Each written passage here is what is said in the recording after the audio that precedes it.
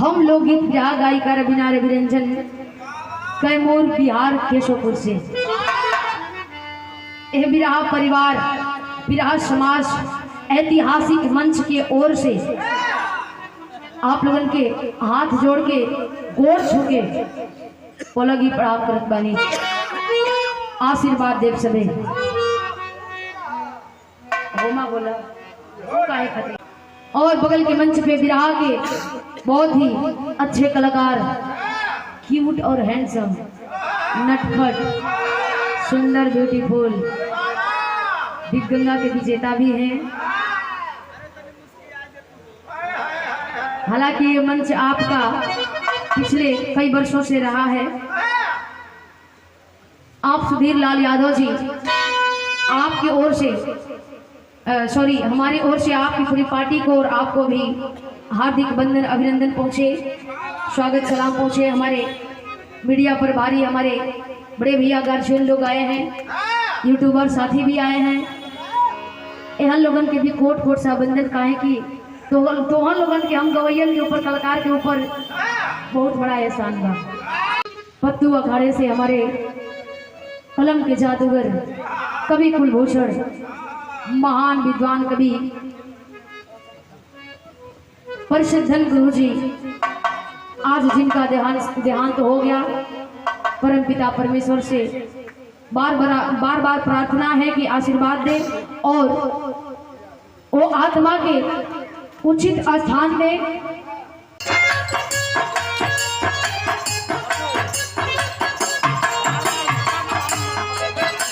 ए भैया बतावल जाला कि भक्ति भजन करे से पहले कोनो धुन तर्ज गावल जरूरी ना हो, लेकिन नीमन चीज हो के सुना दही ले। मन जो नीमन चीज रहेला ओके सुना दही ले। हमन के मुकद्दर के मालिक भगवान महान, सब कुछ आप ही लोग बनी। आज खातिर के बाबू माई आपे लोग बनी। घरे माई बाबू छोड़ के आए, लेकिन आज महसूस ना हो रहा बा कि यहाँ माई बाबू की कमी बा। हमरे मास्टर कोनो गीत के संकेत करत कारण कोनो लड़का कोनो लड़की के बीच के बात बा। लड़का कहता कि तोहरा से प्यार कैले ना रहती तो शायद ई अंजाम हमें ना मिली। का कहे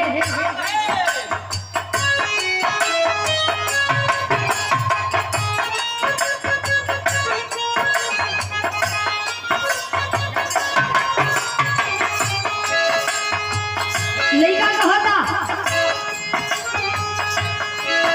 दिल में लहर उठैलो,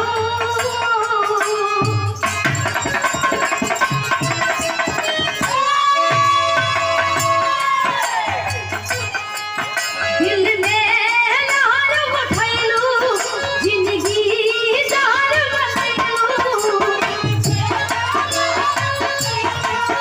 जिंदगी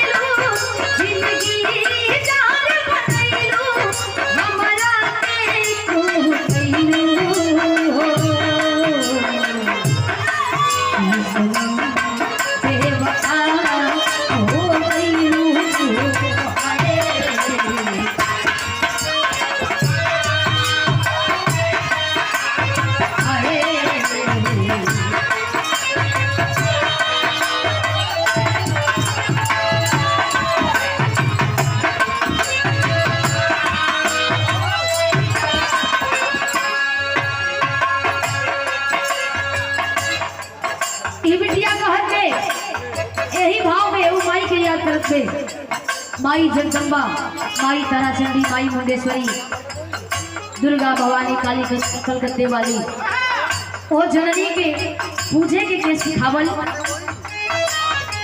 ही जन्म दे वाली माई। ओ माई के भी सम्मान बा और ए माई के भी सम्मान बा। कैसे पांचों भैया इंडिया गेट वाले, चावल वाले ना, उमा शंकर यादव जी, आप आप जी के द्वारा आशीर्वाद आया है 100 रुपया कोट कोट साबंधन सकल पंच के प्राण पहुंचे। ई बिटिया कहेगा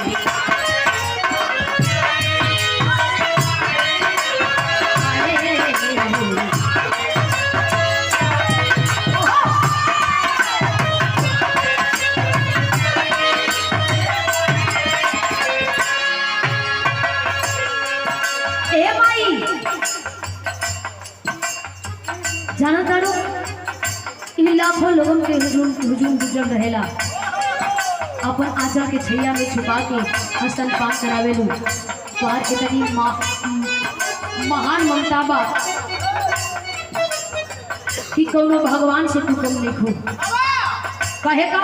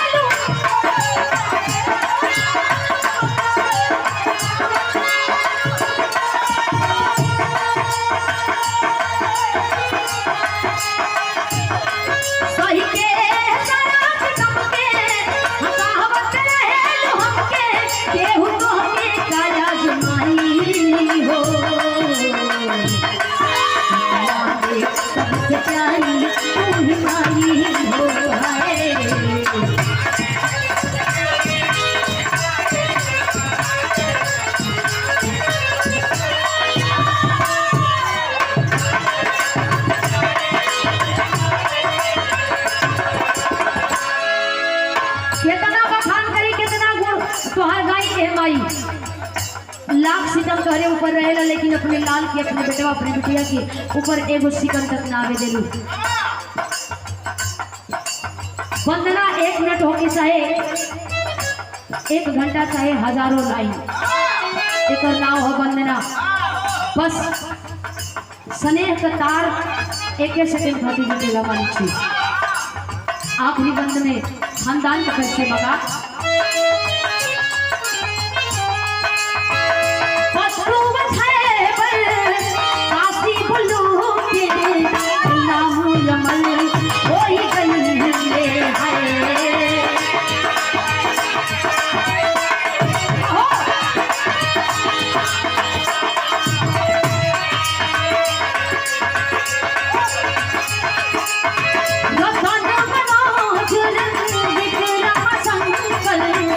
राम दयाल बदली है।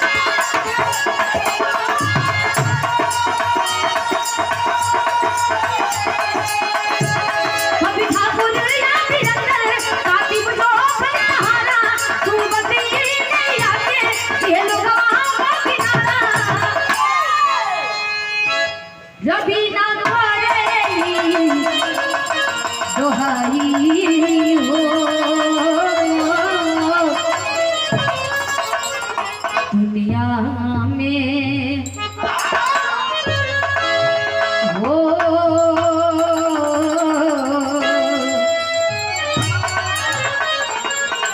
दुनिया में सबसे प्यारी तुम ही माई हो है।